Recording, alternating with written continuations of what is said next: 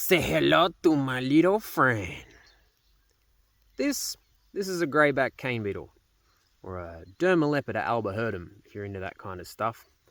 Most people around here just call them cane beetles. Now, cane beetles, you'd never believe this, they get their name from the fact that they are an agricultural pest of sugarcane.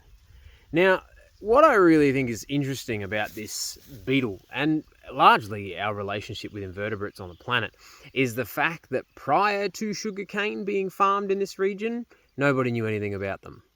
Even now, even though they are a huge and significant agricultural pest which has been attempted to be dealt with a number of different ways, even now, we don't know that much about them beyond the fact that we don't like them because they eat sugarcane.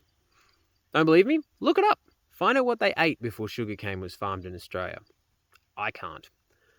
How is it possible that a beetle that is capable of reproducing in seemingly plague proportions and has cost an untold amount of money to a large agricultural industry, how is it possible that it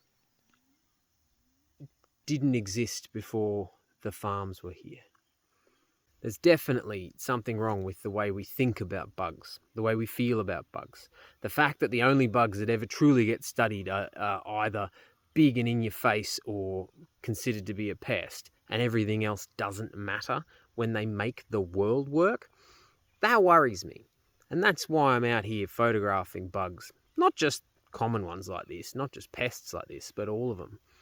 Because the thing is, our relationship with our natural world is also exemplified in this little guy and his story, because the response to this beetle, of course, quite famous. They introduced cane toads to Australia, thinking that the toads would eat the beetles. Without really understanding the toads themselves, or the beetles themselves, or the relationship between the two of them that was going to occur, they introduced cane toads into this region thinking it would just make the problem go away. Oh, happy days.